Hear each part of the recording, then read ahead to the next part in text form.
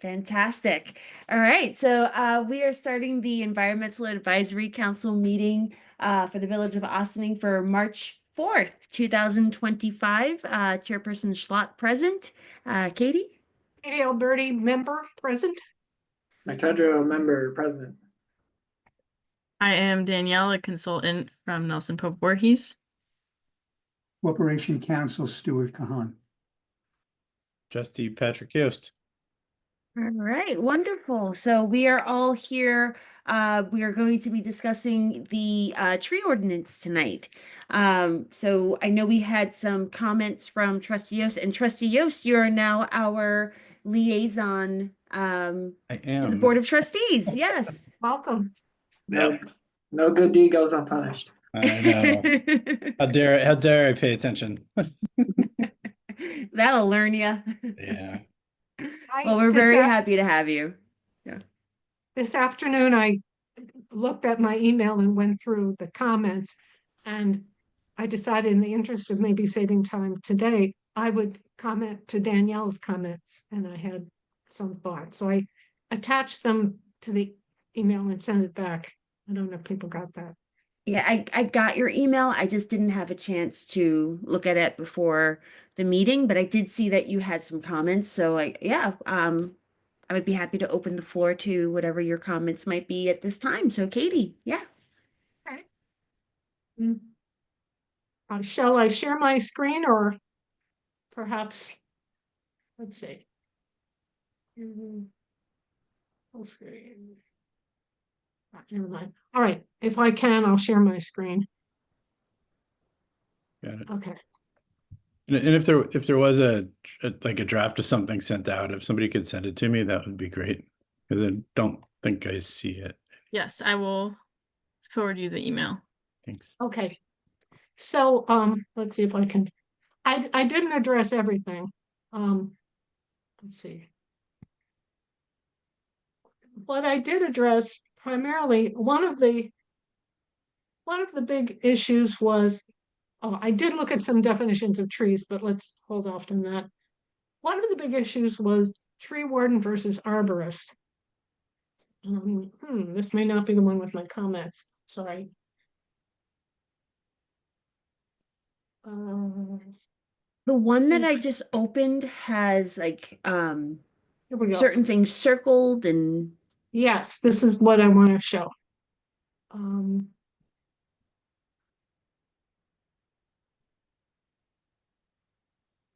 Okay, let me stop sharing for a second, and I apologize.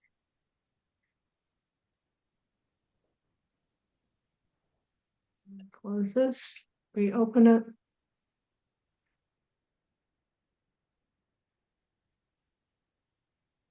Editing. And now I will share.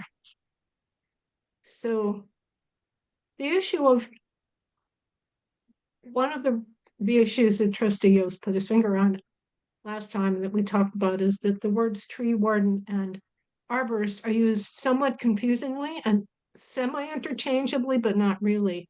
And I think the best way to resolve that would be to require that define the tree warden.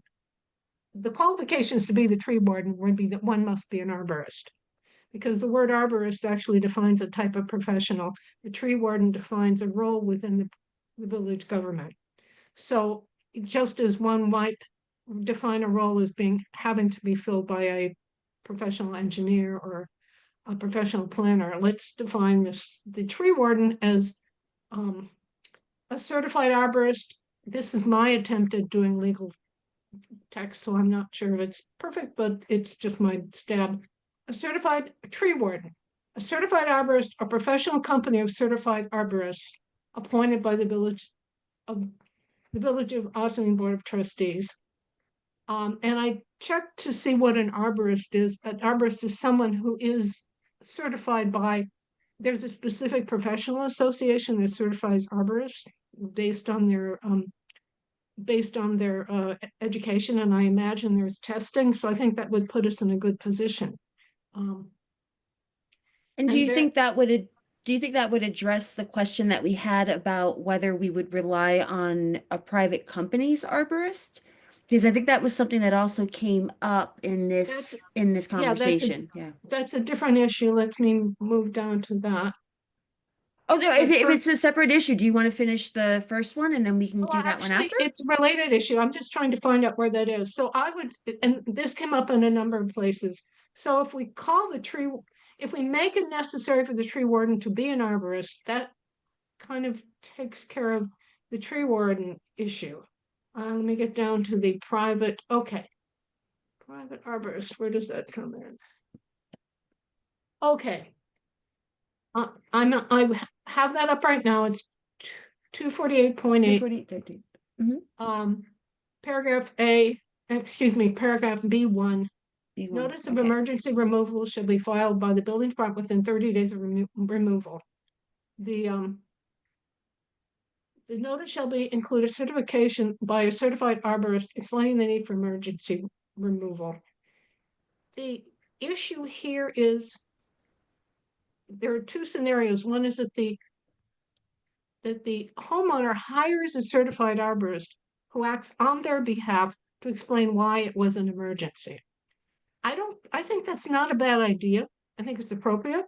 The building department then looks at it and can show it to the tree warden and say, does this make sense? Honestly, I think it could go either way, but I think this might make it go faster if rather than having to wait for the tree warden who's on contract with the village and has to make an appointment to come out. It'd be easier for the private homeowner to find someone. And if they're a certified arborist, they have a certain amount of qualifications. That's my take on it. It could go either way, but I think it might simplify it.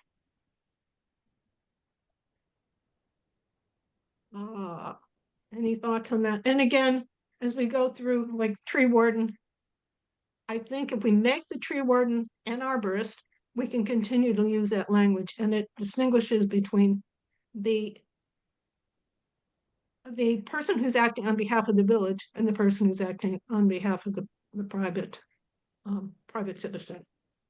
Can you, Okay. sorry, can you go back up real quick? I Yes. didn't bring my printouts. Sorry, I didn't realize Oh, this that's was the okay. agenda tonight. So, I was just jumping into this.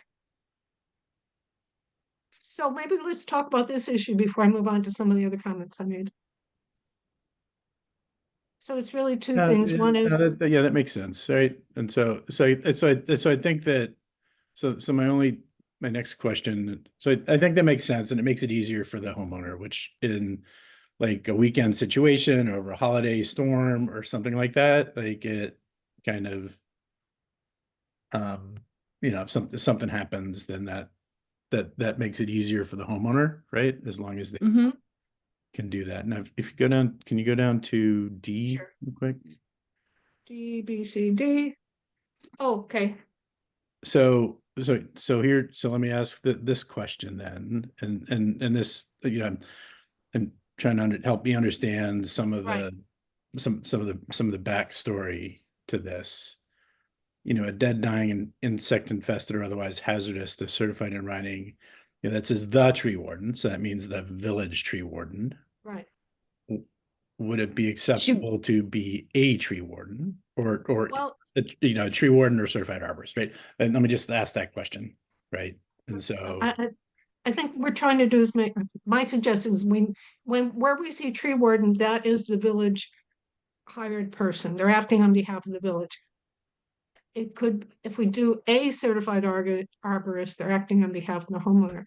So the question is, Well, I mean, I think we're taking the assumption that the one acting on behalf of the homeowner isn't necessarily going to, bend it in a particular way. Like, if they're a certified arborist and they would more than likely make the same call that the tree warden would make, or whoever we're hiring on behalf of the village. And this is just more of like a double checking. At least that's how I'm interpreting how that would be if we're allowing the homeowner to bring in an arborist. so this section is for when you don't require a permit. Yeah. right? So, so in order to get the tree warden out there, though, you're gonna have to make an application for a permit. In this case, this is not necessarily an emergency situation. It's just activities permitted without a tree removal permit. And I think when we actually went over this once with, I guess she is currently the village tree warden, or who is advising us on this. I think we went both ways. The idea of it certified in writing does kind of imply that it is not the village person who goes out and checks it out. Yeah, yeah, Kind of could be either way. Yeah, this one for me is a bit of a process thing, right? So Yeah. and forgive me for being the new person here, right? But if in order to not require a tree permit, the village tree warden, which is the way I read this Mhm. clause, needs to certify in writing, there has to be a process by which the tree warden gets communicated to, right? And I'm assuming that that's going to be through the building department. And the only way the building department does anything is through an application online. You Right. know, So you kind of, at least that's the way I think it works, right? Unless we so- spell out some other process specifically for this condition here. Well, that's why, like, or we just try and keep it simple. Yeah. Yeah. Without, by the or a, my recommendation would be a certified arborist, but it's, I'm coming in late to this, right? So well, if that's not, the Trustee Yost- easy, then yeah. Trustee Yost, I confessed, we looked at this many times, several Yeah. times, but not with the degree of rigor that you've brought to it. And I think you bring a very healthy degree of rigor to it. Okay. I appreciate that. Thank you. But I feel bad, like, coming in at the end here with like all these questions. So better than that having it that's kind of what dropped it's kind of what I'm somewhere in the supposed to do, I think. I would be okay. So process would be, I have this tree on my property that's dying, and I want to make sure that I don't need a pre-permit, tree removal permit. So we have direction A and direction B. Direction A is B. We have the homeowner call up, I don't know, save a Save a tree. tree. Yeah. Yeah. And they send Okay. out an arborist. The arborist says, yes, this thing is rotten, it's full of termites, take it down. I trot off to the building department and I say, I have my written permit thing. I don't need to give you X amount of money for a tree permit. They say, looks good to me, take it down. B is, I go over to the building department and say, I think I have a tree that's dying. Would you please send the tree warden?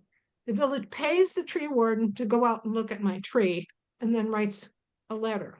Yeah, but It's so really- my point though is that the building department will probably not send out a tree warden unless the owner of the house files an online request.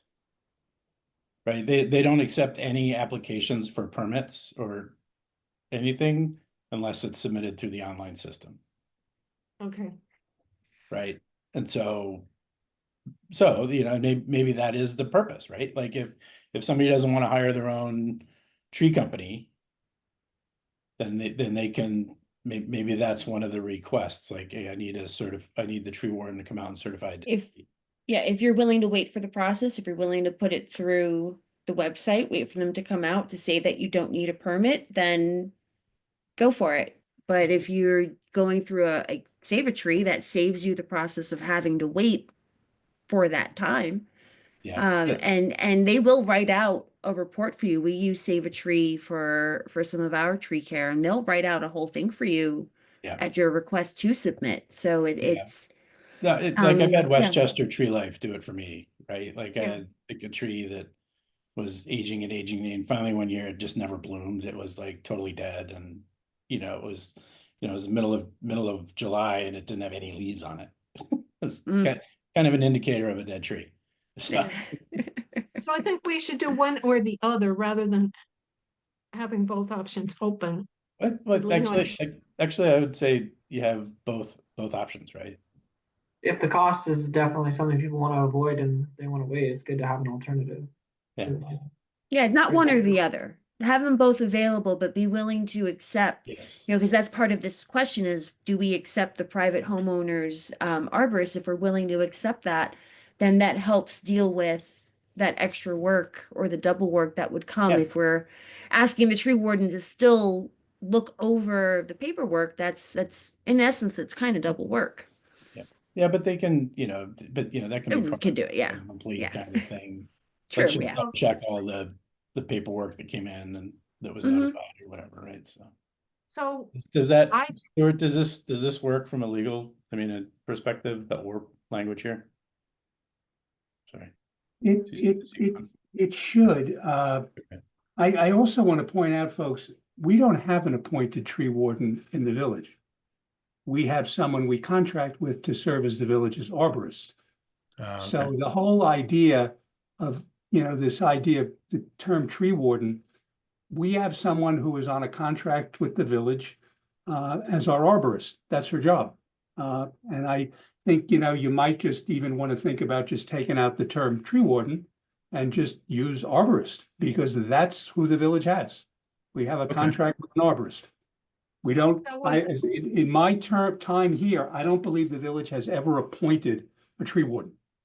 well, would it not be important though to distinguish that, and that would be great, the village arborist versus a privately contracted arborist? What do you Yeah. think, Stuart?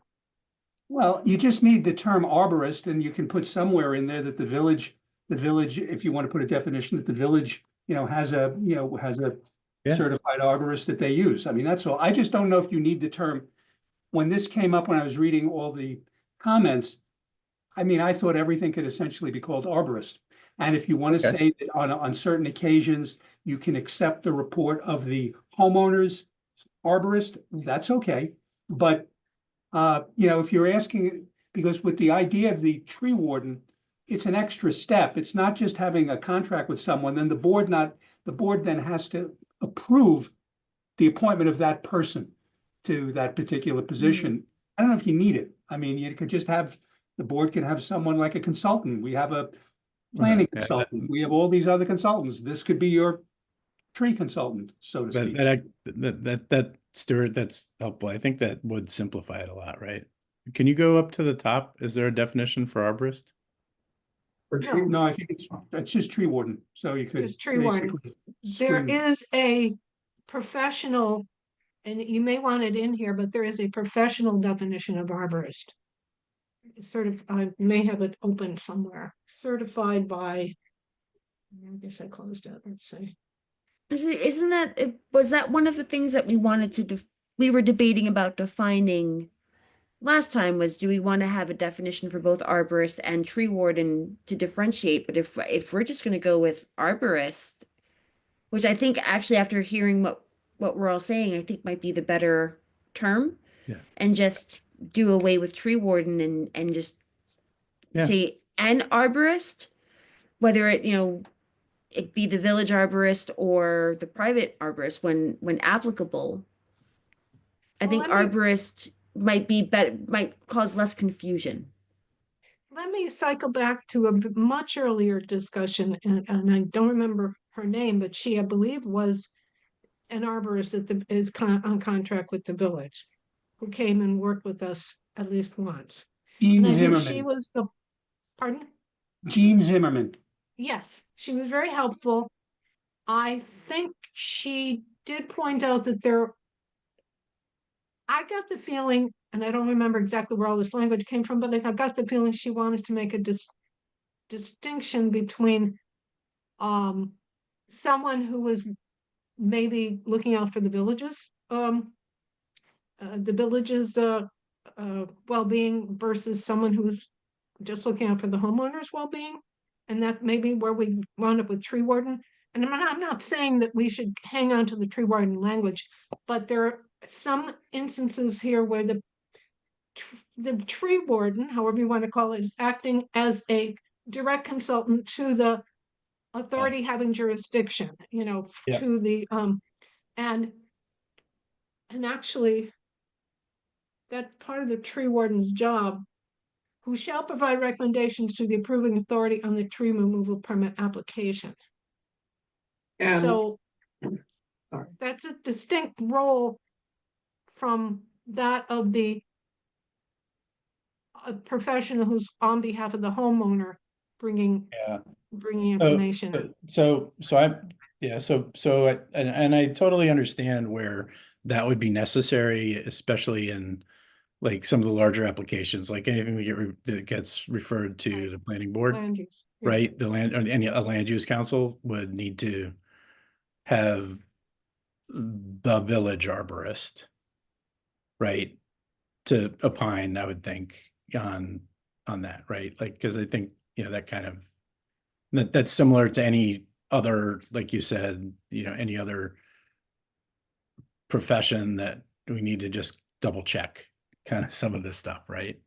I mean, that happens with the engineering, that happens with the, all the water, like that's the water flow and stuff. So maybe the way to do it is an arborist is, a professionally certified, an individual, certified in whatever, how you want to define the arborist kind of piece. One of whom is appointed by the village board of trustees for a 2-year term, who shall provide recommendations to the approving authority on tree removal permit application when appropriate. Right? I have another tweak, Yeah, small something tweak that- like that, yeah. but I have another small tweak, maybe it would help resolve the concerns Stuart had. Perhaps we keep the term tree warden, but make this person contracted by the village board of trustees. I mean, I may be throwing extra words in there, but May I just say this? I apologize. I try to write my local laws as simply as possible. Yeah. Yeah. We are making a mountain out of we're just making it far too complicated. Use the Right. term arborist, and if you want to have on an occasion that the other person, the homeowner, can provide a report from his own private certified arborist, that's all you have to say. I don't think we need to distinguish tree warden versus arborist versus, I don't think it's necessary. It will indicate, because it says already in here, I believe, that the building inspector will contact, let's say, it may say the tree warden, now you call it the arborist. Make it So the does arborist. And I think that's all you need without Right. having to start calling tree wardens arborist and all that stuff, because, when I you think we read should it, just do away with tree warden, Yeah. I agree.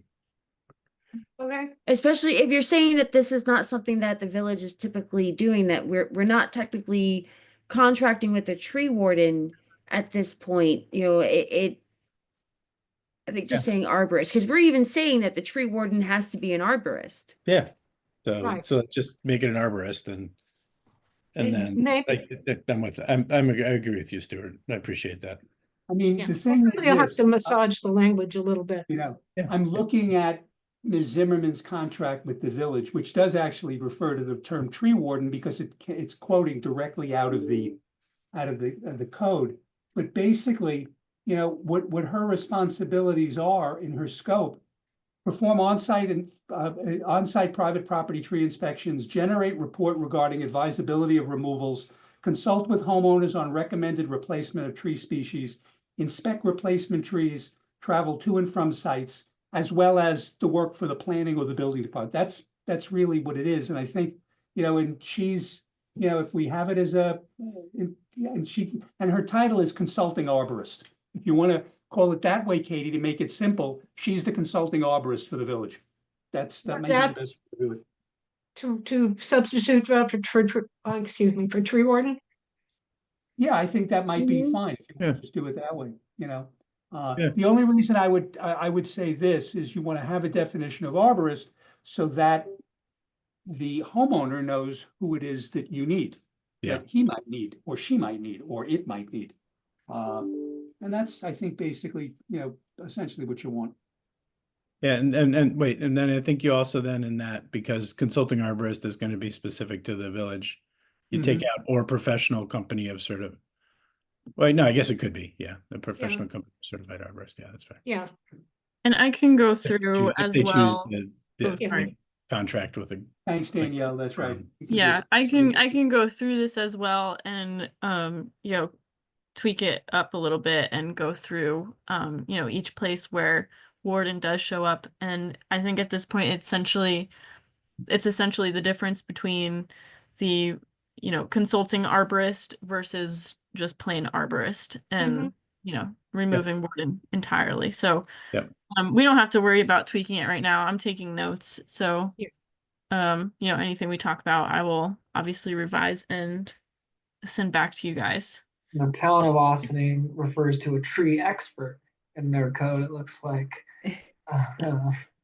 And just for context, I think Stuart mentioned this briefly, but the only reason why tree warden is there in the first place is because that's what was previously in the code, and it has been in the code since this section was probably adopted. And if that's something that the village no longer does, then there's really no point in keeping it around. So yeah. so kind of a legacy thing. The other thing I commented on was the significant tree issue. I think the first question was, does the significant tree designation sunset upon the sale of the house? I think that would be an unwise thing to do, because if something's a significant tree, it remains a significant tree even if the house sells. And it sort of takes away the whole point of having the list. But the thing to remember is that I can't imagine a significant tree that isn't at least 10 inches diameter at breast height, which means it then would require a permit to be taken down anyway. So I don't, once it gets on there, I don't think there's going to be much of a penalty for having a significant tree on your property. Because we have language about needing a permit to remove a significant tree. But like I said, just by the nature of its size, and I can't imagine a significant tree that's smaller than this. So personally, I would not say that it sunsets when the house is sold. Well, the issue Otherwise, that why the issue that came up though is that if you're going to have a significant tree, is that going to impede the sale of the house? Because if someone's going to come buy a house with a significant tree on it, it's not that a significant tree can't be removed, but it will require additional steps. But at the same time, Kate, the analogy Yeah. is historic preservation. You Yeah. buy a house that's in the historic district, you can't go to the HPC and later say, I don't want that but with designation. the And with when the you still, buy it, and then, Mhm. for example, if you want to make an exterior change, you have to get a Right. certificate of appropriateness. You have to do an Right. extra step. So it's, I tend, just from my own perspective, I would tend to agree from Katie's view, which is, once it's got the significant tree designation, it's a significant tree. It, again, if someone wants to make the application and do what they want to do, if it's something that would ultimately mess up a sale, to be honest, that's really between buyer and seller. And again, we've had this issue in historic preservation where we've tried to get certain properties marked as historic, and the property owners said, I don't want it because it's going to be more work for me, and if I sell it, it'll be more difficult for me to sell. But once it's already got the designation, you're in. There's no the only way that it would not maintain that historic designation is if the house effectively was demolished for some reason and they had to build something else. But otherwise, it's got the designation. And so I realize, it could have an impact with regard to the tree, but I also think it could become a paperwork nightmare if you have a new owner coming in and saying, well, by the way, I now want to basically Yeah. get rid of my significant tree designation. Right. How do who's going to make How that do you determination? manage that? No, I mean, then it's I going to agree. become It's more of a problem. Yeah, but Stuart, you don't feel that if there's as long as there is a significant tree list and it's publicly accessible, people can go look as part of the purchase process and understand if there is one or not. I think, what I would say there to that, Trustee Yost, is that we often get FOIL requests from realtors asking for permit information, COs. I don't think there's any reason that if a particular property has a significant tree, that can be part of the, if you want to call it, schedule of information that the building department would provide in response to a FOIL request, be it for a title report or anything like that, saying, oh, by the way, this also property also has a significant tree designated X date or whatever, so that they would have it. And to some extent, it's the buyer has to be careful with what they do, but Yeah. we can certainly make that available as a list so people could see it if they're in the process of purchasing or something like that. And Yeah, Kate, frankly, it's also possible that if someone has a significant tree or a tree that might be significant, but they're thinking of selling the house, they may say, you know what, I'm not going to do it. I'll let the next owner make that decision Yeah. because why do I want to mess up the potential sale here? Right. Let Makes them sense. deal with it. Yep. I also Okay. I want to be a little careful with saying that something is publicly available if we're not putting something out there that is actually like readable for the public. Being publicly available doesn't really mean anything. So if we're going to make a significant tree list, I would say like we should make it in a way that is easily accessible, because there's a lot of publicly available information out there that if you don't know how to access it, organize it, where to look, it means nothing. No, You're Yeah, right. I will say this, and realtors, and not everybody buys through a realtor, but realtors know, I mean, I want every certificate of occupancy, every building permit, they want the whole 9 yards. That's what they're looking for. Yeah. I do think it's fair that if there is a significant tree list, it can clearly end up on a village website. There's no question about that. So people could search that way. But again, what I'm saying is that if a request came in, someone wants to buy 20 Bellevue. And so, okay, what do they want? Well, one of the things would be, we could provide it with them significant tree. I would advise the building department that if you get a request and we then have an active tree list, if that property has a significant tree, you need to indicate in the response to a Freedom of Information law, there is a significant tree on this property. So that way they know it as well. So Yeah, I think that's a simple, That- that's the simplest way to do it. yeah. Okay. That answers all my questions on the significant tree list, right? And because the village, the property owner needs to agree to it the initial time, that makes sense to me too, right? Mhm. So Yeah, and I understand what you mean by saying, it's similar to a historic district in that, if you're buying into it, it's there, what it is, and you are agreeing to buy into that. So I get that. I just want to make sure that we're very, as what you're pointing out, Pat, like making sure we're very clear with how we're stating this, and this is, Yeah. the opportunity to do so. So this is, Yeah. this is great. Yeah. I also had a discussion with the comment about, are the requirements too rigid for the property owner? yeah, the whole list of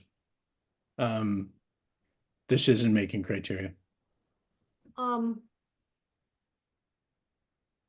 It's really a contrast between the term and so let's see, where are we? We are, well, in this section, paragraph D, the difference between simply living with the new language or restoring line 2.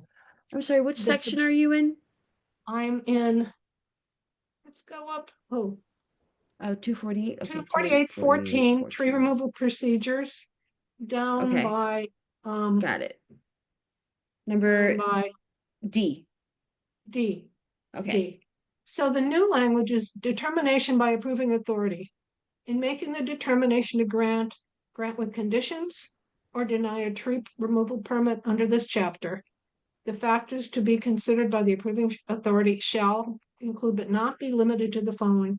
The new language was pretty much solely if the presence of the tree would cause hardship or endanger the public or the property of the owner of an adjoining owner, and if the tree is diseased or threatens the health of the other trees. And then I'm not going to read the whole thing, but a lot of other things. And then what was suggested is to put back the original language of line 2. If the tree substantially interferes with the permitted use of the property and the removal of the trees shall be performed in a selected manner. I think the new language actually still protects the homeowner and doesn't open the door as wide as the old language did to the potential for taking down trees, perhaps more trees than ought to be. And I kind of base this, and again, this is my opinion, I'm sure there's a lot of other ways to look at it, that the rationale of the tree ordinance is based on the great value the trees bring to the community as a whole. If you look at the 248.1 legislative intent and 248.2 statutory authority, so there should be a serious reason for removing trees. And there is a review process, it's not like the homeowner does not have a chance to have a dialogue about this. And I think hardship, but say you buy a property that's quite wooded, there is a use, okay, you can, the property, a permitted use on that property is to add a addition and a garage, but to do that would take down a great number of trees. And I think it's appropriate to require serious review of what the effect of that would be. So that's my take on it. And there's plenty of others, but I think I wouldn't necessarily go to substantially interferes rather than hardship. But again, that's my take on it. We've taken down trees at our house, usually 1 or 2 at a time. So that was just my response. I wouldn't go back to the substantially interferes language. I'm suggesting we not.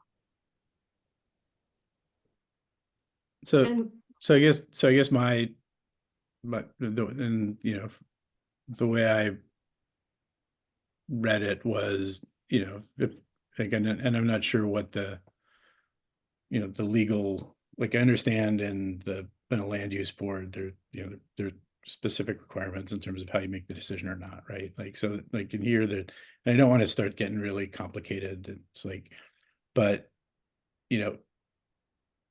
if the test is the preponderance of, circumstances or whatever, right? If you could scroll down to 3, 4, 5, 6, 7, 8, right? Like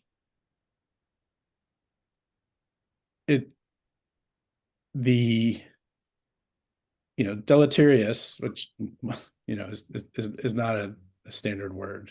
I don't know how many people use that word in normal language. So that just a side comment, but like a negative effect on health of neighboring communities, right? So I'm a homeowner in Ossining, but the potential negative effect on Briarcliff is what's going to make the decision of whether or not I can take down a tree. And, I mean, that's the way it's written, right? No, That's one I of the get, factors. yeah, and that was what we were That's one of saying the factors. last time. Yeah. That's one of the That- factors, right? And so as a homeowner, like, I would really struggle with the fact that, you know, my property rights being infringed upon by a potential negative effect on Briarcliff. Well, if your house is on the border and taking that tree down could cause flooding or the collapse of a slope, I think that is a reasonable basis on which to. Then we need to Consider. state that. I think that's something that if that's the case and we're going to get into, because I understand Pat, I understand what you're saying. Yeah. And that in the interpretation of the law, if this is brought before a judge and we start nitpicking about this, they're going to go based on what's said. And they're not Yeah. going to nitpick about whether it's an area that's along the waterfront or if it's an area that's located directly on the border.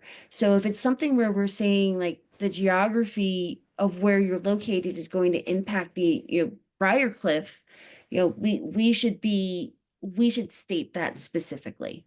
And because it does leave open the interpretation of really what does deleterious effect on health mean if we're leaving it too open for interpretation. But or the like the one for me is like general welfare. Yeah, no, yeah. I mean, that's Mhm. like, it's like so broad. Like I can see using some of this language, nobody's ever going to get a tree permit I think because more because likely, because the balance is, general It- welfare of everybody in the whole, the needs of the It will the needs of the It water. will be based on who is actually doing the permits and how they interpret that particular section of the ordinance. And that's really what it comes up, is that we could potentially be leaving. It's all going to be based on who's looking at the paperwork at that point and how Yeah. they want to interpret it. Right. In general, mean, we're there- mostly talking about health and safety anyway, primarily, I would think, in like. Yeah. So you're. But I mean, but Yeah, erosion health and and safety is very sedimentation is- specific. or like erosion and sedimentations in the next one, right? Like number 5 is another very, very broad one. The Historical context. the scenic resources of surrounding communities, like that's depending Yeah, on the I think- size of the property, it could conceivably do that. Plus, there are parts of our village that have practically no trees and are Mhm. really heat impacted. yeah. So I understand that and I understand some of that kind of. Yeah. But that's local, right? That's like, if you go down by, I mean, that's why we're, as part of the rec advisory board, like we kept pushing to plant more and more trees and spend money down at, Nelson Sitting Park and plant more trees around Nelson Park, right? Because that's, it's a very, right. they could use it down there. And I think whoever is looking at this will be reasonable. If I have, Can't you assume know. that though. We And it- and cannot it- assume, we cannot assume that. I mean, Not honestly, assuming. to be quite honest, there have been legislation, there have been laws at the state Supreme Court level, federal Supreme Court level that would get struck down because of language that's like this. Because it is too broad, and they would turn around and say, you need to be specific. So even though we want to believe that people will interpret it in particular ways, it's got to state that. Because, if you we wanna- don't.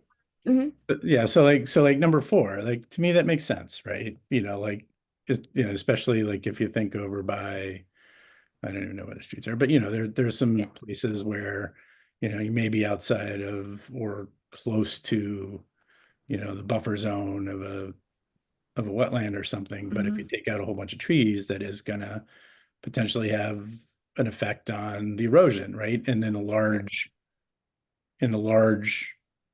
in an instance where it gets referred to a land use committee, right?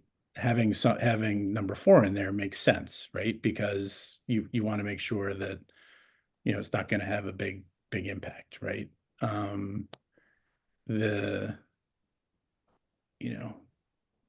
if you feel 3 is too broad, if everybody feels that way, I'm okay, take it out. Not, it won't complain. Yeah. Because I do think like, you know, the erosion and sedimentation, like, I think that's totally like, that makes a lot of sense to me, right? It's a legitimate, right? That's more of like, that's a direct impact that you can visibly see. Understand and Yeah. understand. And yep, you know, that's, you're going to take 20 trees down on a slope. That's going to have a negative impact and it's going to wash down Or all that kind or of stuff. 20 acres from what I hear. Uh, Well, the reality is that there really are not any I mean, there's very few properties in the village itself that have the number of trees to be taken down that will make any kind of significant impact to, you know, the surrounding Yeah. community, etc. And that's, you know, the unfortunate reality is that there are no big properties in the village. You know, but I think at the same time, these, you know, these sub sentences are just things to consider and they are not, you know, the exact rules of the land. So it could go either way. I think if we do want to keep it in, you know, we should list out things like air quality, carbon sequestration, you know, biodiversity of the surrounding community, etc. But you know, I also don't think it would be detrimental to remove it entirely, as you know, like we've been discussing, the Yeah. other points kind of cover I think they for cover everything. cover a lot Yeah. of this, right? It just, Yeah. the number 3 just felt way too broad for me. If yeah, and It's I more think the about- others. Sorry. Mhm. Go I ahead. was Nick, just, go I ahead. mean, if there's something like really specific towards physical health or physical safety that's not being covered within those that might be impacted by a tree coming out, which I've been trying to think about here, I, you know, in my head, which I don't know if I can. I think it covers all of them, right? Honestly, the other ones. Well, actually not. Okay. It doesn't, it does, and I'm not suggesting that we want to put every beneficial effect of trees, but what Danielle was saying about carbon sequestration, cooling effect, you know, recreational opportunities. So I wouldn't say the rest of them actually cover all of the positive effects of trees, but we may not need to do that. And I will defer to our planning department and our legal department to kind of think about that. I think, I don't know, I'm kind of torn with this one as you guys are, but Well, maybe we can jot down like a few, you know, as you were saying before, maybe a few examples, you know, say maybe be a little bit more specific with that one, like what we are referring to when we say health, safety, and general welfare. That might help cover it a little bit. I can Yeah, maybe that's also poke around, you know, to some surrounding communities and see if they have any similar language or okay. you know, Yeah. or different language that might help us out here. And like, you know, sequestration, if we're gonna have a tree bank or make requirements on replacement, then you're basically leveling out whatever sequestration you're losing, you know, doing a Yeah. replacement. Because that is Right. one of the requirements. But yeah, I mean, I'd be interested to hear more examples of if Mhm. anyone it comes up with them about, you know, physical or practical impacts of that aren't being covered within that in order to like keep that in. I also agree with removing words like deleterious, just in general, if that does stay in. We just say bad. Yeah. That goes along with that. That's like, as I was taking this job, I was like thinking, okay, well, how am I gonna, you know, how am I going to think about laws and rules? And yeah, one of them is like the basic homeowner needs to understand it. You know, and you know, it needs to balance, you know, the needs of the community with, you know, where they exist, the needs of an individual or a homeowner. And you know, and so words like deleterious for me just don't pass that test. Right. I don't think the king says those words anymore. Oh yeah, I don't think the king says that anymore or anyone. Exactly. So thank you for understanding that. You could just say negative. That actually Exactly. covers- Exactly. Right. That Yeah. much better. much easier, much Yes. better word Yes. than Yep. deleterious. So, Yeah, and if I didn't have a See- problem with the whole clause, I would have said just put negative in. But like, to me, it was just too broad. This is what AI should be used for a thesaurus. Yeah. Not writing everything for us, just helping us come up with other Well, words. I actually used GPT a little bit when I did my research on this, and I was looking up size, like, give me size, tree size limits for removal, different stuff, and it was Mhm, actually helpful, right? So it's kind of Mhm. We asked for Word to them to write something we produced in a more folksy way, and it took it over. Oh shucks, we really do care about you. Like, Oh, it's like it geez. gave like a whole hokey thing or whatever. Well, that's a little over the top, ChatGPT. that's funny. I had let's see, Warden versus Arborist, we killed that Yeah, bird with do all that. several stones. Oh, how are extensions handled? That was Daniel asked. I'm just throwing out this is on 248 15. 17, terms of permit renewal. No tree removal permit shall be valid for more than 6 months. Okay, Mhm. how many extensions handled? How many are permitted? Maybe one additional 6 months renewal?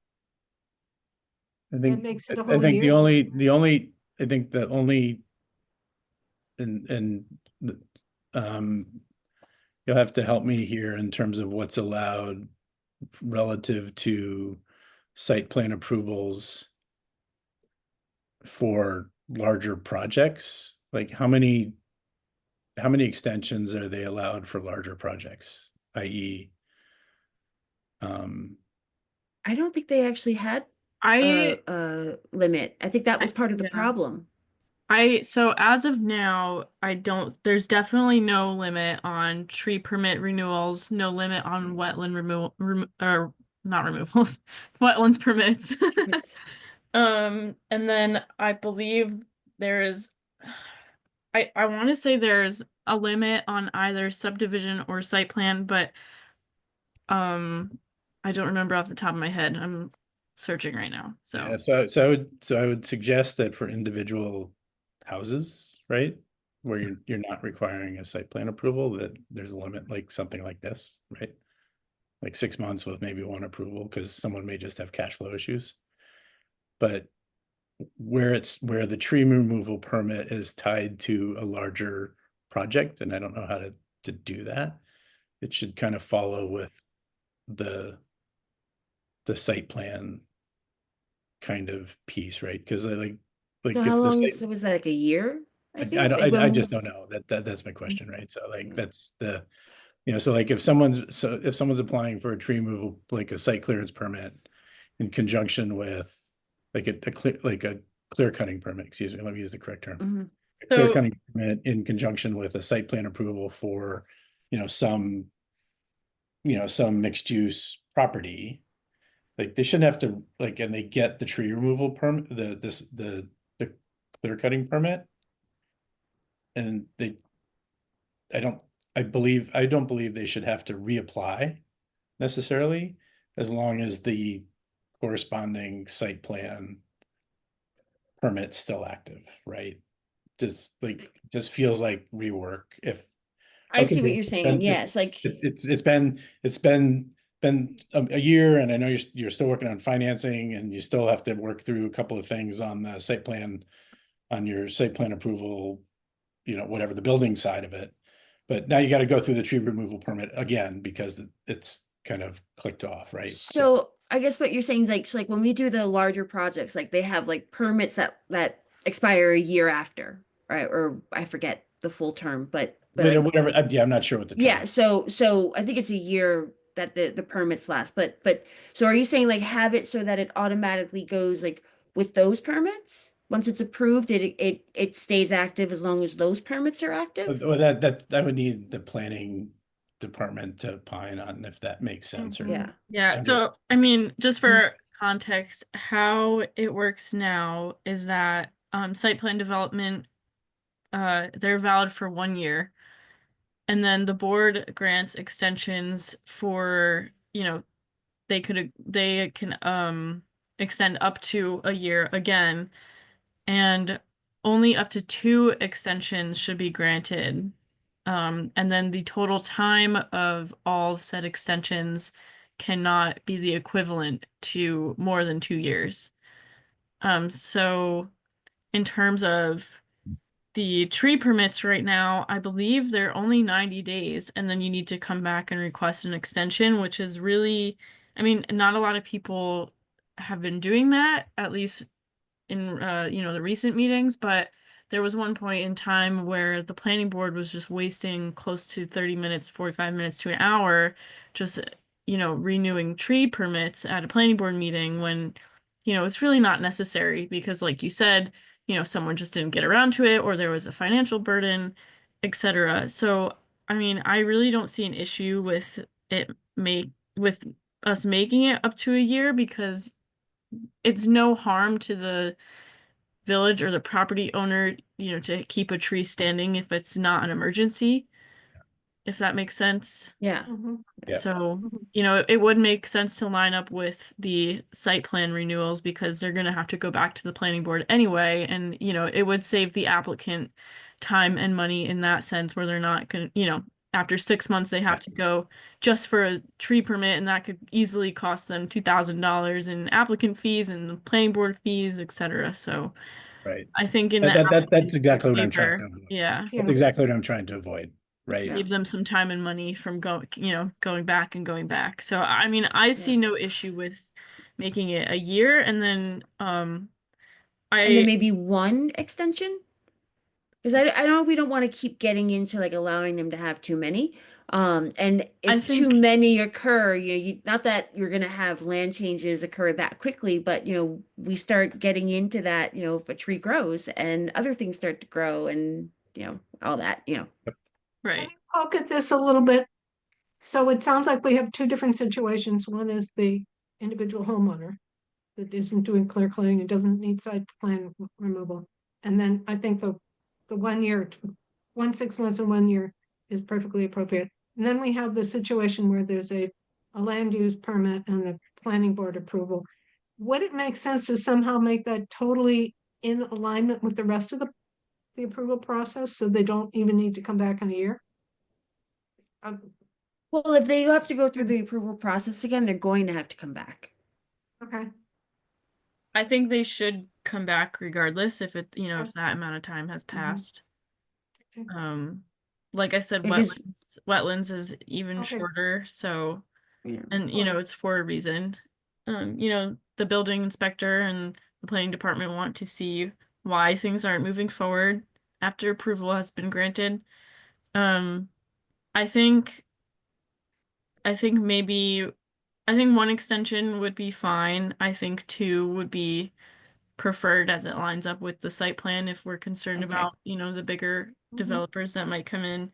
And ultimately it's really, in my opinion, and I could be wrong, I don't think it's really going to affect property owners any differently because if a property owner is coming in to apply for a tree removal permit, it's because they're hopefully financially ready and know exactly what they want to do with their property at that point, and this is them taking a step in the right direction to do so. So That makes sense to me. yeah. Mhm.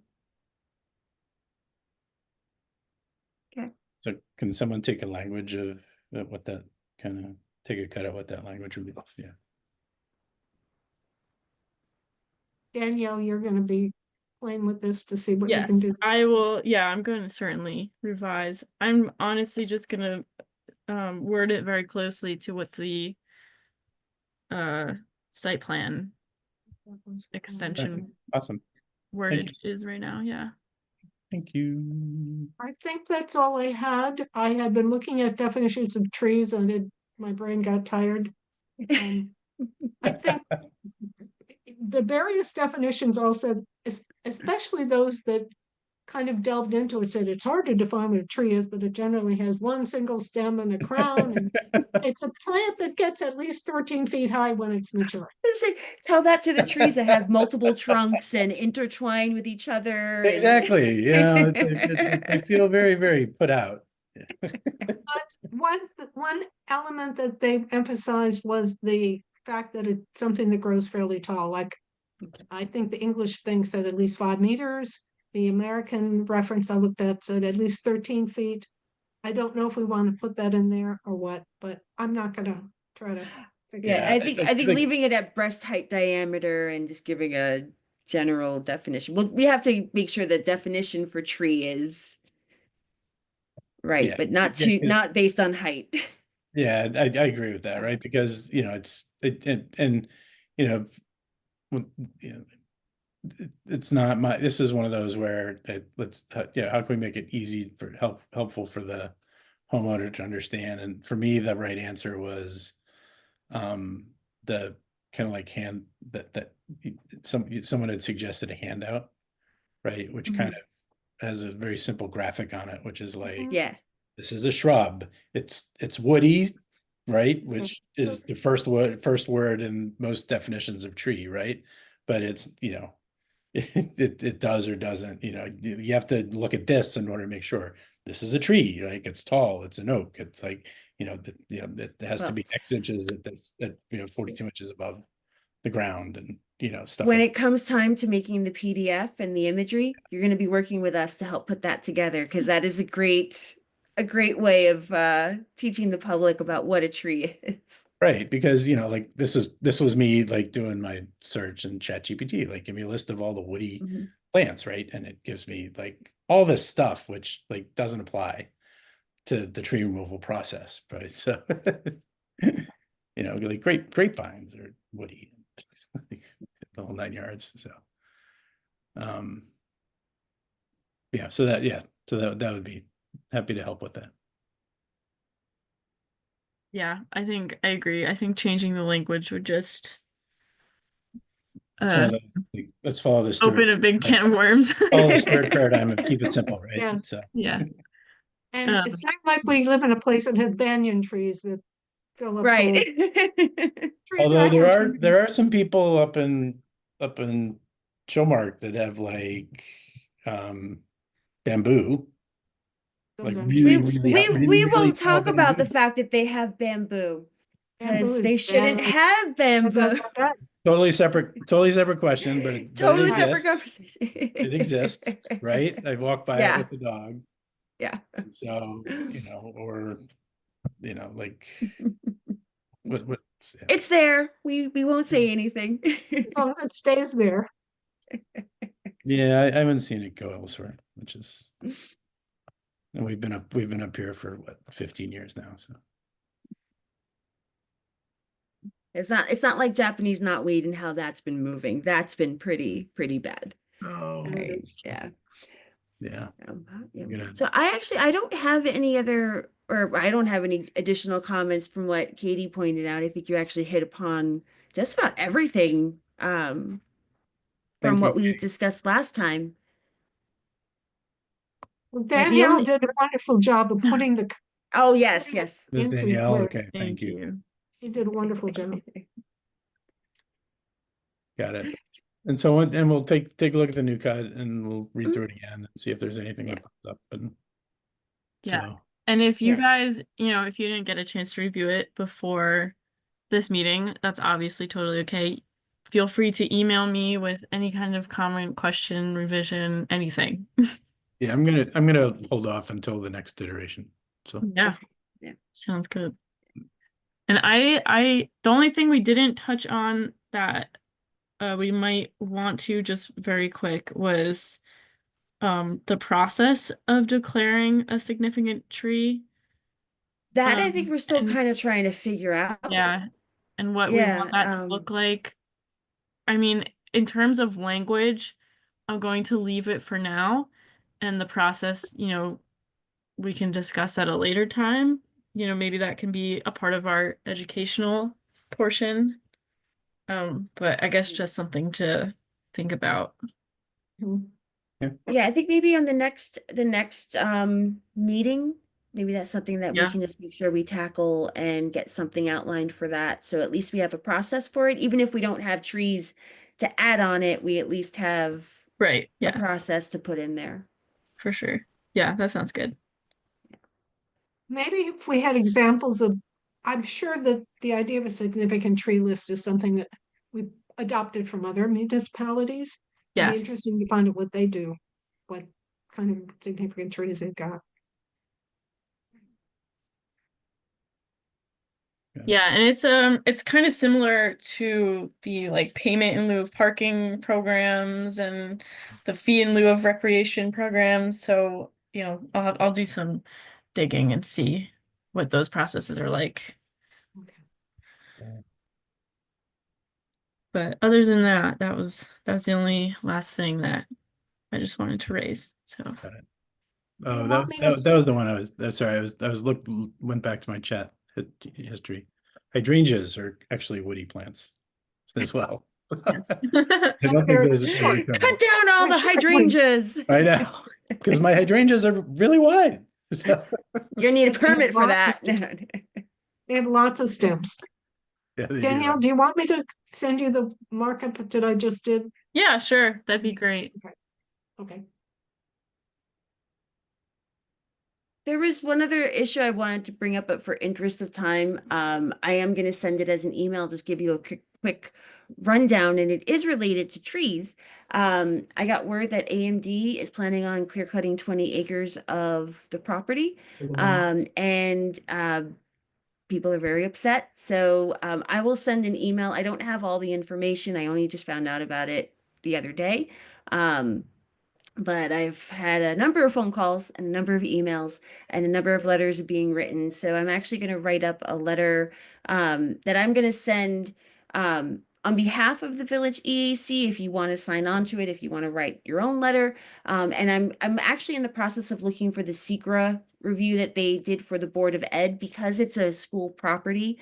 They don't have to go through the same rigmarole that the property owners here, but we're asking them to at least look at our tree ordinances, particularly for the town, because they're technically in the town, and follow what they're doing. With AMD, though, they border village property. So AMD is right on the border of the town and the village. So whatever they're doing could potentially run off into the village onto Van Cortlandt. So I will send an email with everything that I know about it and just let everyone know. But I'm going to write a letter to send out to the superintendent and a couple of other legislators around the area. I know that the town has already sent a letter and they got a response from Mary Kay Alter at this point. But just I'm gonna curious, send more and see. what did What she did they say? do? Yeah. That this was all being reviewed by the Board of Education. They are following the SECRA review and they're going to do whatever was proposed. The issue is that they want to clear cut 20 acres, but there's no project that's actually being done yet. So Yeah. it's a preemptive clear cutting of a project that maybe might happen in the future. So, if that's the case, in the future, when the project actually is approved, that would be a different story. But until then, we're asking them, don't, at least for now, don't clear cut until you actually have approval and you've gone through the whole process. But because they're the Board of Ed, they have different Yeah, they don't regulations. need town approval for that. No, right? they don't. They don't. But we're asking that they at least work with the town. But there's some pushback. But they were asking, the town was at least asking if we could write a letter of support with them. So I'm going to put something together and I'll circulate it in the next couple of days and Yeah, let me know what you think. 20 acre clear cut is Odd thing to do. Well, they want to put like And, that. it's gotta be- it's gotta be- Sports the only field or place- something out there.